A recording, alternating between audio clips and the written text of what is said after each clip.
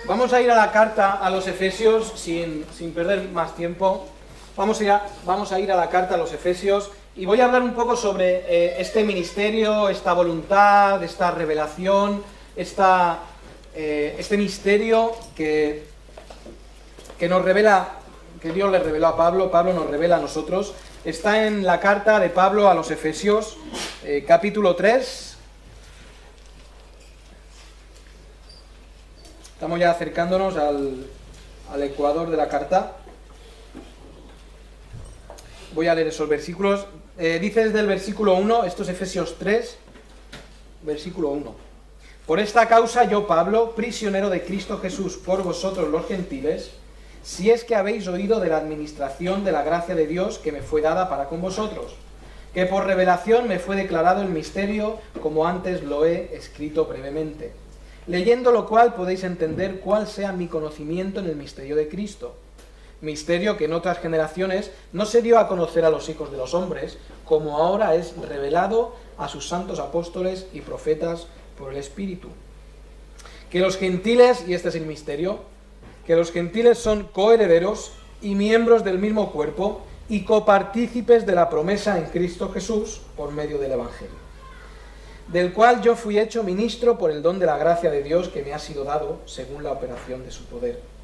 A mí, que soy el más pequeño de todos los santos, me fue dada esta gracia de anunciar entre los gentiles el Evangelio de las inescrutables riquezas de Cristo, y de aclarar a todos cuál sea la dispensación del misterio escondido desde los siglos en Dios, que creó todas las cosas, para que la multiforme sabiduría de Dios sea ahora dada a conocer por medio de la Iglesia a los principados y potestades en los lugares celestiales. Y vamos a leer hasta aquí, porque tengo 3 puntos esta mañana, y tienen que ver con el ministerio de Pablo, y también los ministerios a los cuales Dios nos puede llamar. Si, fijaos, lo he dividido de esta manera: el llamado de Pablo, la revelación y el regalo. Y ¿os acordáis que empecé la semana pasada hablando de esta parábola donde se juntaban 5 o 6 hombres y cada uno decía qué era más importante, ¿no?, en la iglesia? ¿Os acordáis que cada uno decía, no, si no hay lo más importante es la oración, si no hay oración, la iglesia no puede seguir adelante? Y otro decía, no, lo más importante es la enseñanza, si no hay buena enseñanza, ¿cómo se va a alimentar a la congregación? Y otro decía, no, lo más importante es el amor, porque si en una iglesia no hay amor, esa es la característica que nos define como hijos de Dios. Y otro decía, no, el ayuno es lo mejor, porque una iglesia que no ayuna no está obedeciendo a Cristo. Y dije varias cosas sobre los diferentes ministerios, y quería terminar eso sobre los ministerios. Cuando vamos al libro de los Hechos, vamos al capítulo 9, tenemos una escena muy famosa, camino a Damasco, donde Pablo es llamado por Dios.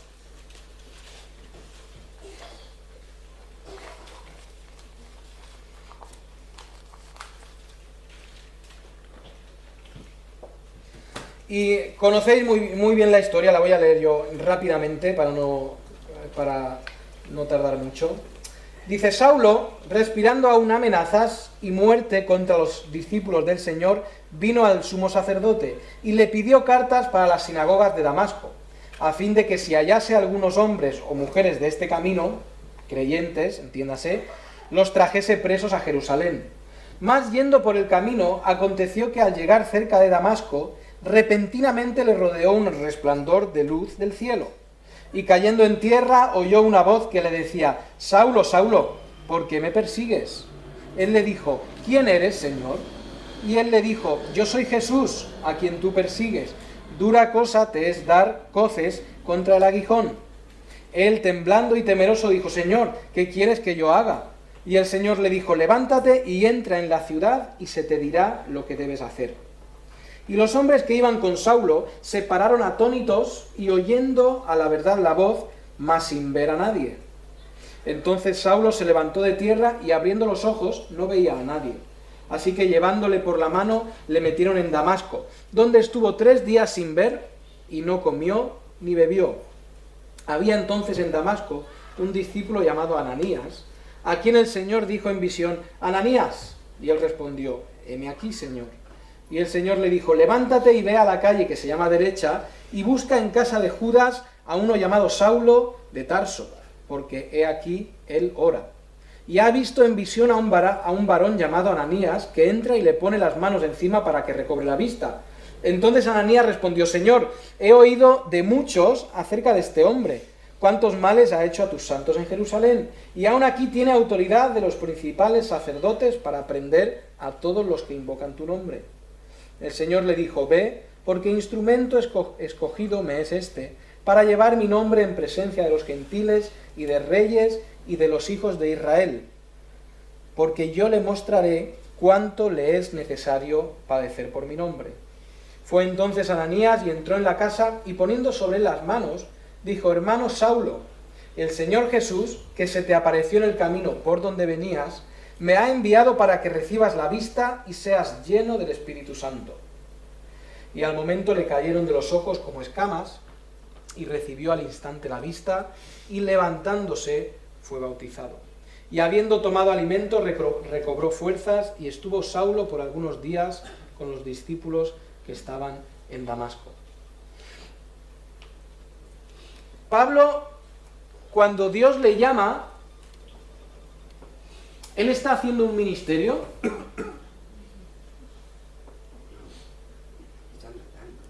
Sí, lo que pasa que no un ministerio a favor de Dios, ¿no? Él tiene, por definición, un ministerio es un trabajo, una ocupación que tú haces. Cuando lo ponemos en el contexto de la Iglesia, es una labor hacia el cuerpo de Cristo para dar gloria a Dios. Pero la palabra ministerio es una palabra general que habla de una ocupación precisa en algo. Tenemos el ministerio de Asuntos Exteriores, por ejemplo, que se dedican a los asuntos exteriores. Muy bien, estáis bien puestos en política.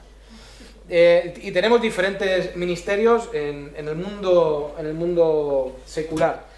Para la Iglesia un ministerio es una ocupación. Aquí Pablo está con una ocupación. Ahora, una ocupación que no precisamente no es la ocupación que Dios quería, pero le encontramos en una ocupación. Y Dios le llama. Y fijaos que curioso, cuando Dios le llama, Pablo es una persona preparada y es una persona con voluntad. Él tiene voluntad y preparación. Lo que pasa que mal enfocados en un ministerio erróneo. ¿Pablo era una persona preparada? Sí, probablemente por uno de los mejores maestros de la época, como era Gamaliel. Ya dije, no sé si lo dije la semana pasada, seguramente la familia de Pablo era una familia de dinero, porque no todos podían ser enseñados bajo los pies de Gamaliel. Era una persona famosa en ese día. Pero Pablo estaba preparado, Pablo se preparó para hacer lo que él pensaba que era la voluntad de Dios, ¿cierto? Él no hacía eso, y claro, es difícil valorar el corazón de Pablo, pero aparentemente lo estaba haciendo por Dios, ¿no? Sí, él aparentemente lo estaba haciendo por Dios. Él, fijaos, un inconverso, nosotros le llamaríamos inconverso a Saulo, alguien que no tiene la verdad de Dios, alguien que no conoce a Cristo, se ha preparado para ser usado por Cristo. Y en segundo lugar, él tenía la voluntad y el deseo de hacerlo. Y nosotros tenemos que aprender mucho de eso, porque nosotros que sí hemos visto a Cristo, nosotros que sí entendemos el valor de trabajar para Dios, el valor de invertir en lo eterno, nosotros no deberíamos estar preparados, en primer lugar, para que Dios nos use. Y en segundo lugar, tendríamos que tener la voluntad de que Dios nos use. Si yo cogiera un grupo de jóvenes y les preguntara a cada uno de ellos ¿por qué vale la pena vivir?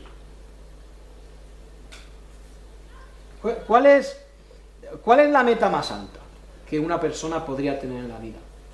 Y yo creo que ninguno de nosotros tiene que vivir esta vida sencillamente como un día tras día que hay que soportar y bástale a cada día su propio mal y bueno, lo soporto y un día llegaré al cielo. Nosotros tenemos metas, debemos vivir con metas, debemos vivir con propósitos. ¿Cuál es el propósito más grande o cuál es lo más grande que alguien puede hacer con su vida? Y alguien dirá, hombre, pues llegar a ser futbolista y jugar en un mundial y ganar un mundial, eso es lo más grande que puede hacer un hombre. Hombre, eso no. Ser médico y salvar muchas vidas. Bueno, es un propósito bueno. No, eso no, diría otro. Pues usar tu vida para ayudar a los demás, ¿no? Irte a África y a cavar pozos de agua para dar de beber a la gente. Y ¿sabéis que sospecho que ni este grupo de jóvenes ficticio lo tiene muy claro? Y a veces nosotros tampoco lo tenemos muy claro. ¿Por qué meta vale la pena dar la vida? Porque nosotros vamos en nuestra vida teniendo cosas mejores, viviendo más cómodos, disfrutando un poco, pero metas por las cuales nosotros entreguemos la vida, me parece que es algo que tenemos que preguntarnos a nosotros mismos, como creyentes. ¿Por qué estoy entregando yo la vida? Pablo estaba entregando la vida, él tenía la preparación, él se había preparado, y aprovecho para decir, preparaos, para que Dios os use. Y tenía la voluntad, él quería que Dios le usara, porque él sabía que la única cosa por lo que merecía la pena entregar toda su vida era el servicio de Dios. En ese tiempo había muy buenos orfebres, muy buenos pescadores, muy buenos capitanes, muy buenos reyes, pero Pablo sabía que lo que valía la pena en la vida era entregar su vida para servir a Dios. El resto, él estaba preparado y él tenía la voluntad. Dios asalta a Pablo en el camino y le dice que tiene que, fijaos, salto la historia hasta versículo 15, fijaos, se puede hablar mucho sobre todo lo que ocurre antes, pero en el versículo 15 Dios le dice a Ananías el mensaje que tiene para Pablo. Dios le dice a Ananías, mira Ananías, ve, habla con Pablo, porque le voy a decir esto, le voy a encomendar este trabajo. ¿Cuál era el trabajo? ¿Cuál era el ministerio al cual Dios encomendó a Pablo? Pues ahí está en el versículo 15. Llevar mi nombre, en primer lugar, en presencia de los gentiles, en presencia de los reyes y de los hijos de Israel. Es un llamado en primer lugar para los gentiles. Y nosotros sabemos que Pablo en primer lugar fue apóstol a los gentiles. Él, su forma de llegar a los diferentes lugares era, buscaba una sinagoga, él iba a diferentes ciudades del Mediterráneo, buscaba una sinagoga y ahí creaba el primer contacto. Pero luego hablaba a los gentiles y él se autodenominaba el apóstol a los gentiles. La primera cosa que podemos entender es que hay muchos judíos en ese tiempo que no entendían que los gentiles pudieran ser hijos de Dios. Habían muchos judíos que no habían entendido totalmente que los gentiles también entraban y se dedicaban a ir detrás de donde iba Pablo a judaizar, a decirle, bueno, lo de Cristo está muy bien, pero tú sigues la ley. Y esto pasó seguramente durante 20 años de los que estuvo Pablo haciendo su ministerio. Y una de las cosas que nosotros tenemos que entender respecto a los ministerios es que Dios pone en el corazón de ciertas personas hacer ciertos ministerios, y en algunas ocasiones esos ministerios van a resultar incomprensibles para terceras personas. Dios puede mostrar una necesidad en el corazón de una persona y decir: yo quiero que tú te dediques a esto, que me sirvas de esta manera, y que otras terceras personas digan: eso no puede ser, de ninguna manera Dios va a hacer eso. La semana pasada hablé un poco sobre los diferentes ministerios que pueden existir, y dije un montón de ministerios. Dije el ministerio de, por ejemplo, el misionero. Dios llama a unos a misioneros, Dios llama a trabajar a niños, Dios llama a servir, Dios llama a personas a que se dediquen a la oración, Dios llama a personas a que se dediquen al aconsejamiento, al asesoramiento, Dios llama a personas a que se dediquen a amonestar, Dios llama a personas a que se dediquen a estudiar la Biblia y escriban libros de teología, Dios llama a las personas a ser evangelistas, y tiene un ministerio principalmente de evangelismo. Dios llama a personas a que se dediquen a trabajar con drogadictos y a través de eso llevarles al evangelio. Dios da a ciertas personas el ministerio, la ocupación de pastor, y quiere que entregue su vida por ser pastor. Hay gente a la que Dios llama a escribir música para que el resto de la iglesia, el resto de los cristianos puedan alabar a Dios. Hay gente a la que Dios llama a manejar un ordenador para que en la iglesia se puedan poner todas estas cosas, y esos son ministerios y ocupaciones que Dios da. Y podríamos seguir con muchos ministerios. Está el ministerio de organizar cosas, organizar eventos, y Dios da dones a personas que quizá no se levantan a predicar, no se levantan a enseñar, pero sí organizan un evento evangelístico, y en ese evento se salvan personas. Pues Dios ha dado ese don, ese ministerio a esa persona para que organice. O el ministerio de la generosidad. Gente que por sus limitaciones físicas no puede hacer otra cosa, y Dios le dice: muy bien, ¿qué tienes en tus manos? Pues no tengo salud, no tengo familia, pero sí que tengo machacantes. Pues úsalos. Y Dios llama al ministerio de la generosidad. Y vuelvo a lo que estaba diciendo. Hay muchas ocasiones en las que Dios te puede poner un peso en el corazón y tú digas: yo voy a hacer esto para Dios, y que otras terceras personas vengan y digan: no, eso no puede ser así. Pero Dios te ha dado la convicción de hacer eso. Y lo que tú debes hacer es seguir adelante. Y tenemos muchas historias a lo largo de la iglesia, de gente que vio un ministerio, lo llevó adelante, aún en contra de lo que otras personas decían, y Dios lo usó de una forma maravillosa. Entonces podemos encontrarnos que el ministerio que Dios nos ha dado no es muy bien recibido hacia otros. Fijaos en el versículo 6, volviendo un poco atrás, 9:6 en Hechos, la respuesta de Pablo: él, temblando y temeroso, dijo: Señor, ¿qué quieres que yo haga? Y aquí vemos la disposición absoluta que tenía Pablo para ser usado por Dios.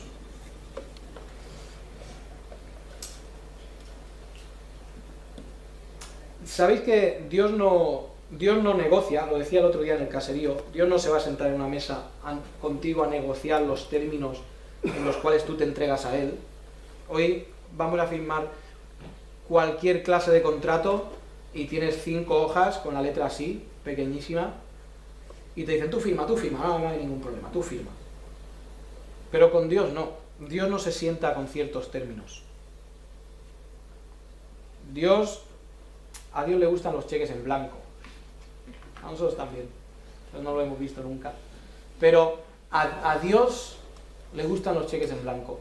Que nosotros vayamos y digamos: Señor, no me siento a negociar contigo, que no estoy a tu nivel para negociar.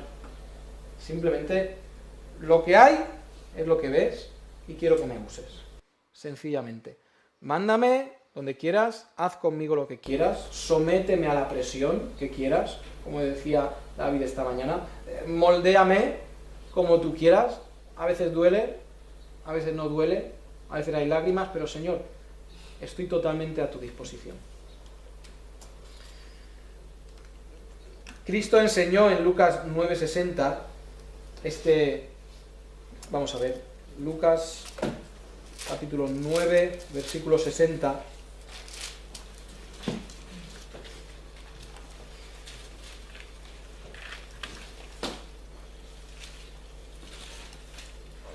Hablando de los que querían seguir a Jesús, hablando de los que habían dicho, Señor, aquí estoy, aquí está mi cheque en blanco, Señor, te lo doy para que tú hagas conmigo lo que tú quieras. Dice en el versículo 60, en el contexto, yendo ellos, uno le dijo en el camino, Señor, te seguiré donde quiera que vayas, ahí está el cheque en blanco, maravilloso. Y le dijo Jesús, las zorras tienen guaridas y las aves de los cielos nidos, mas el Hijo del Hombre no tiene donde recostar la cabeza. Y dijo a otro, sígueme. Él le dijo, Señor, déjame que primero vaya y entierre a mi padre.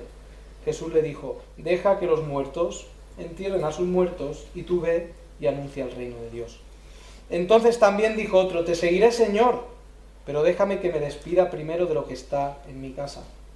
Y Jesús le dijo, ninguno que poniendo su mano en el arado mira hacia atrás es apto para el reino de Dios.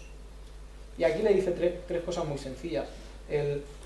Nadie puede seguir a Cristo por conveniencia, porque vaya a sacar algo, y sería lamentable que alguno de nosotros dijéramos, yo sigo a Cristo porque quiero que Cristo me dé. Eso es absurdo. Ninguno con esa actitud puede seguir a Cristo. Deja que primero vaya y entierre a mi padre. Pues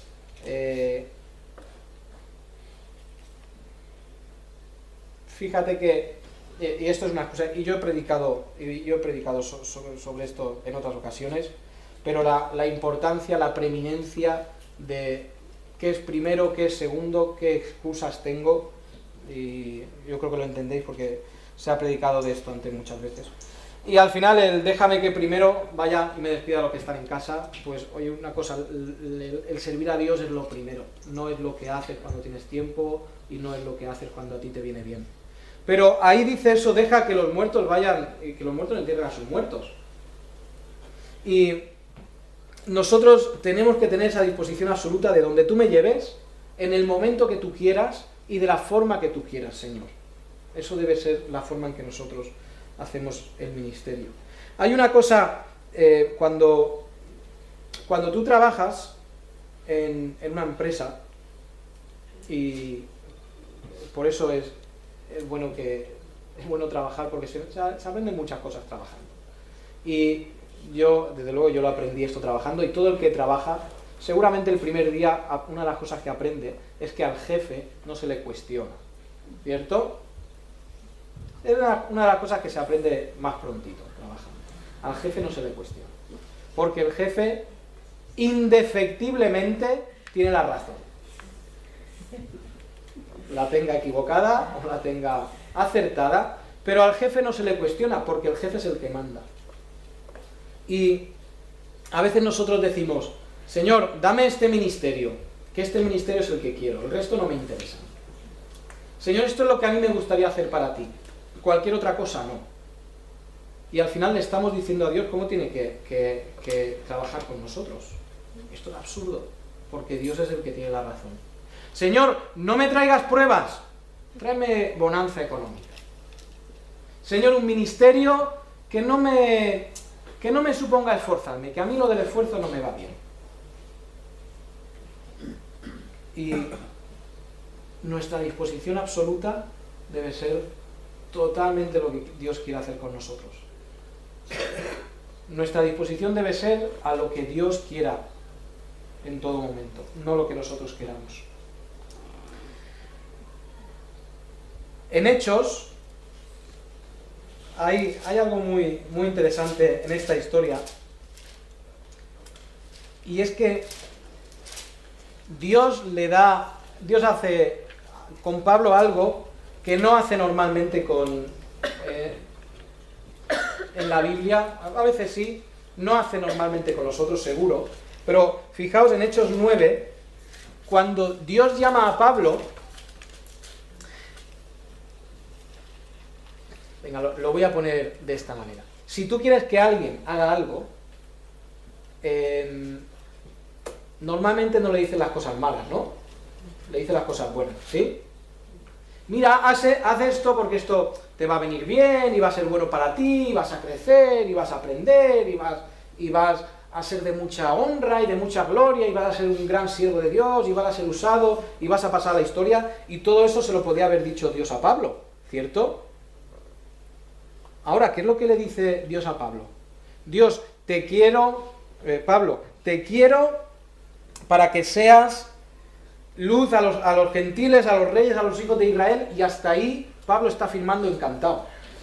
Pero hay una cláusula ahí que no es tan interesante. ¿Cuál es esa cláusula?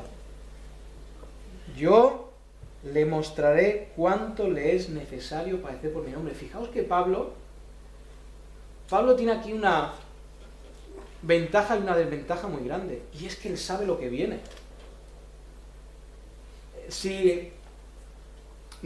Bien dice Eclesiastés que mejor es el final de un negocio que el principio de un negocio, ¿sí? ¿Os acordáis de ese versículo? Cuando algo termina, haya ido bien o haya ido mal, se acaba. Ya está. Lo he pasado bien, pero ya está. O he sufrido mucho, pero ya está, ya ha terminado. Pero es que Pablo va aquí con el conocimiento de lo que va a sufrir. Si a nosotros nos enseñaran lo que hay por delante, igual escapábamos y nos íbamos bien lejos y diríamos, Señor, yo no estoy dispuesto a eso. Señor, me parece muy bien que tú quieras usarme, me parece muy bien que me uses para tu gloria, pero yo no estoy dispuesto a eso. Y quizá por eso Dios no nos enseña el futuro, porque el camino suele ser complicado. Pero Pablo le enseñó el camino, Dios le enseñó el camino a Pablo, y Pablo ¿qué dijo? Señor, ¿es esto? Vamos. Venga, hay que ponerse a andar, viene todo esto, vamos. ¿Vienes tú conmigo? Sí, pues vamos. Cualquier ministerio, cualquier obra que hagas para Dios, va a estar sujeta a dificultades, a dolores. Como he dicho, va a estar sujeto a críticas de terceras personas. Pero nuestra actitud debe ser la de voy hasta el final con esto. Debemos estar preparados, debemos tener la voluntad de hacerlo y debemos llevarlo como Pablo lo hizo, que lo llevó hasta el final. Para que Dios nos use, nosotros debemos estar preparados, debemos estar dispuestos al sufrimiento también. Segundo punto, revelación. A lo largo de la vida de Pablo, Dios hizo algo que tampoco suele hacer con nosotros, y es hablarle directamente a Pablo y mencionarle directamente a Pablo lo que iba a hacer. Tenemos, por ejemplo, en Hechos 16, tenemos explícitamente la palabra prohibir. Fijaos, Hechos 16, versículo 6.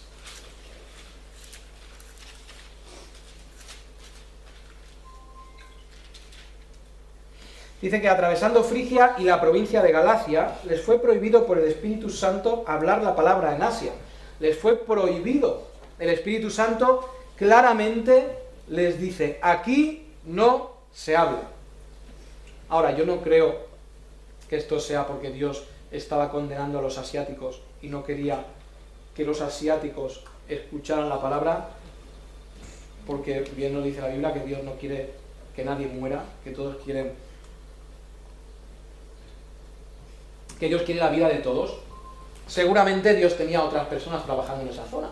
Eso es lo más probable. Y fijaos el 7. Cuando llegaron a Misia, intentaron ir a Bitinia y otra vez el Espíritu Santo no se lo permite. Y ellos no pelean con el Espíritu Santo. No se ponen a cuestionar, mira, en mi estrategia de trabajo, en mi planning de trabajo, nos hemos sentado un grupo de asesores laborales y hemos determinado que Asia es el campo donde hay que trabajar. Y ahora no me puedes venir tú, Dios, cambiándome planes. Pablo no obra de esa manera. Pablo dice, el Espíritu Santo es el que maneja esto, Dios es el que manda, y yo voy con lo que Dios mande. Algunas veces Dios habló a terceras personas para dar un mensaje a Pablo. Y esto ocurre en Hechos 13:2, cuando, vamos a mirarlo, porque está cerquita, en Hechos 13:2,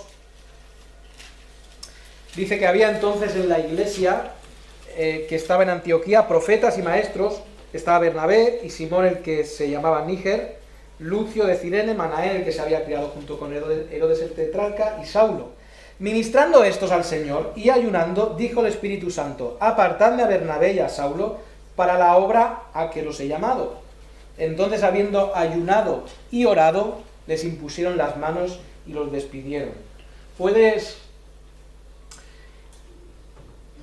Fijaos que cuando Dios se revela a estos hombres para que den el mensaje a Pablo, ¿qué están haciendo estos hombres? Lo tenemos en el versículo 2, y después de que les sea revelado el mensaje, ocurre otra vez en el versículo 3. ¿Qué es? ¿Qué es esa palabra tan popular que nos gusta tanto? ¿Qué es? Ayunando. Claro. Dice que ministrando estos al Señor y ayunando estaban trabajando y estaban buscando la dirección de Dios. Y el ayuno es algo a lo cual el Hijo de Dios tiene que acostumbrarse y tiene que disciplinarse a hacerlo. ¿Os acordáis que vienen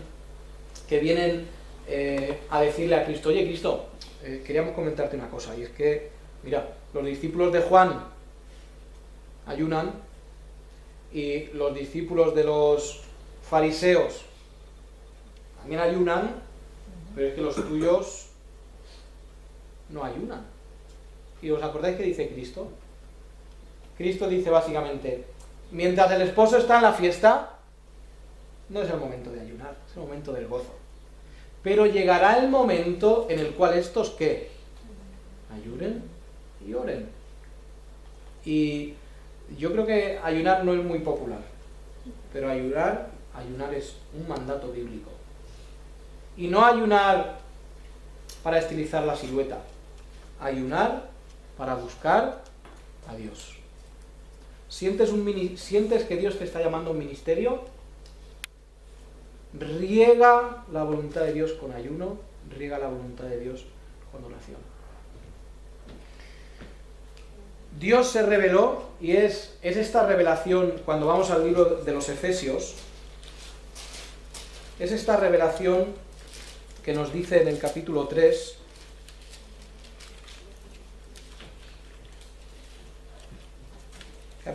versículo 3, hablando del ministerio a los gentiles, dice, versículo 3, que por revelación me fue declarado el ministerio.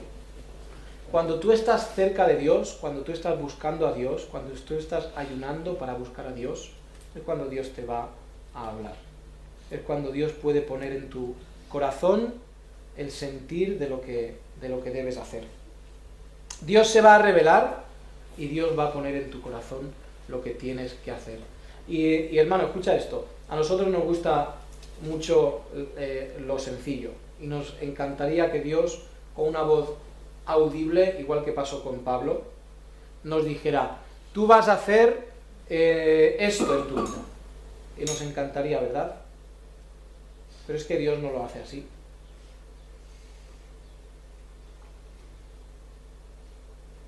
Si quieres servir a Dios, si quieres que Dios te use en un ministerio, cualquier ministerio de los muchos que he dicho, el primer paso es buscar la voluntad de Dios. ¿Qué ministerio Dios tiene para mí? ¿Qué me ha dado Dios? ¿Qué dones me ha dado Dios? ¿Y cómo los pongo en marcha? Puede ocurrir que puede ocurrir algo que muy sencillo, que directamente pues te da igual, ¿no? Mira, a mí lo que me interesa es vivir bien. A mí lo que me interesa es vestir bien.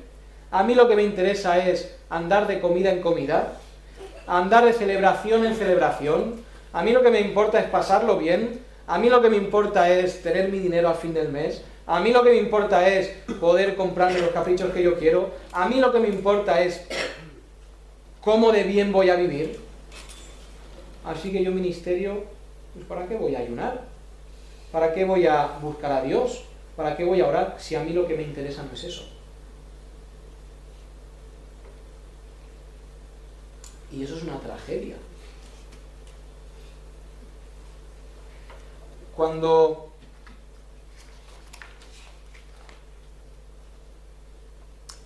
vamos a Mateo 5.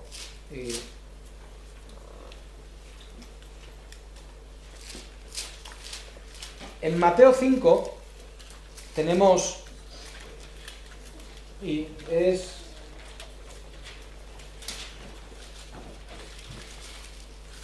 salirme un pasito de la predicación, pero permitidme esto. Mateo capítulo 5.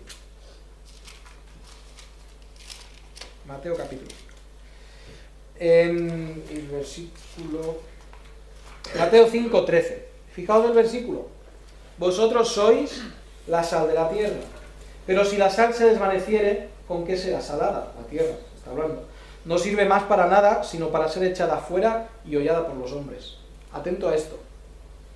Una de las características principales del Hijo de Dios es su utilidad. Un Hijo de Dios que no es útil, automáticamente se convierte en, lo voy a decir yo, en un inútil. Y fijaos qué pasa con los inútiles.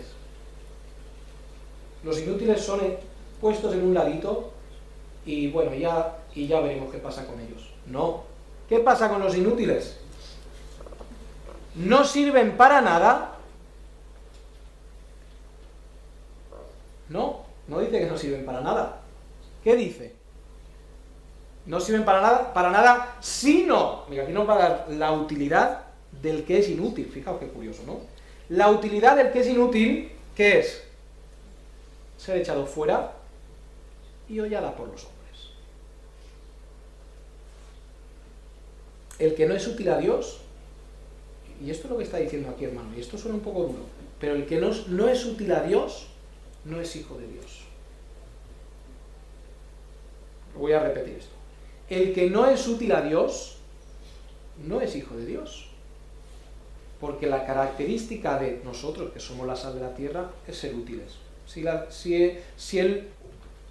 el que ha sido útil es inútil, no es hijo de Dios.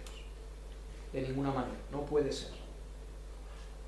Es por eso que ninguno de nosotros tendría que estar en esta mañana sentado y diciendo, bueno, este hombre me está dando la turla sobre el ministerio, pero es que a mí no me interesa.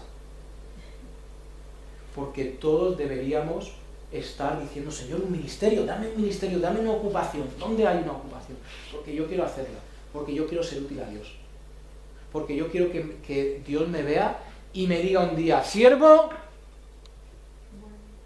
bueno, has sido útil, me has valido para algo.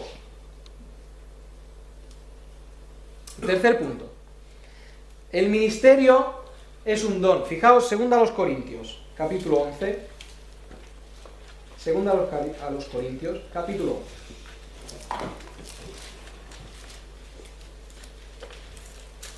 Versículos 16 en primera. 2 Corintios.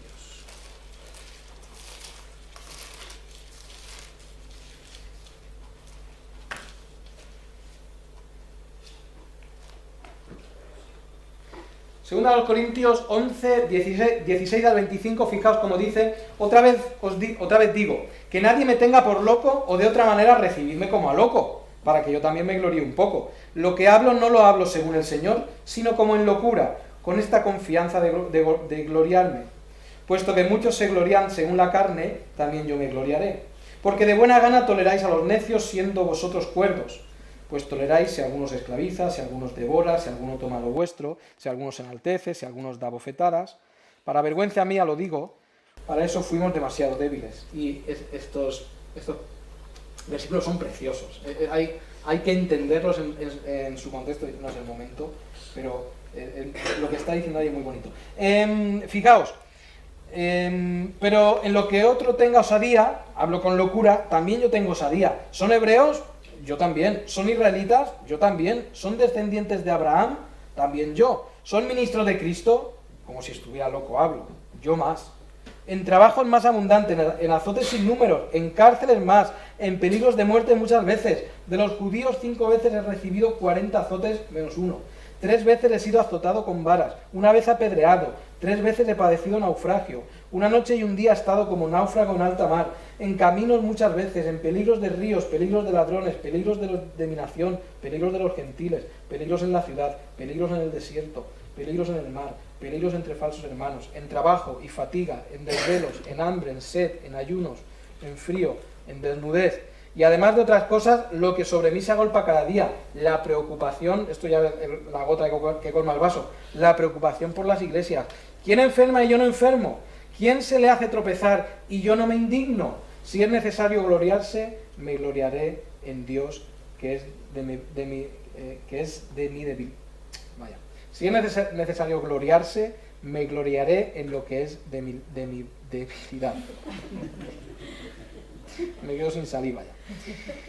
Fijaos, 32. En Damasco, el gobernador de la provincia del rey Aretas guardaba la ciudad de los damascenos para prenderme, y fui descolgado del muro en un canasto por una ventana y escapé de sus manos. Ahora, vamos a Efesios. Vamos a Efesios. Porque aquí está...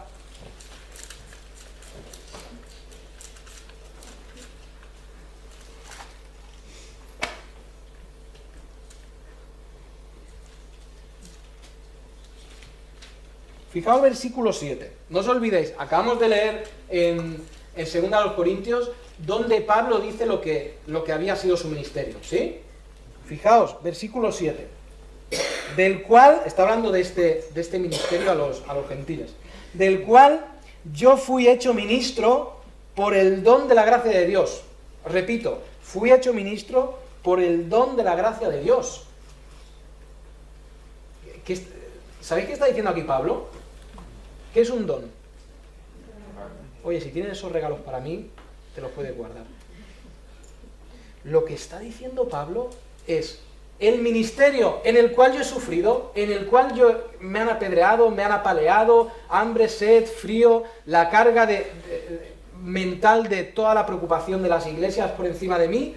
Pues ¿sabéis qué es todo esto? Un regalo. Un regalo. Porque el ministerio, por duro,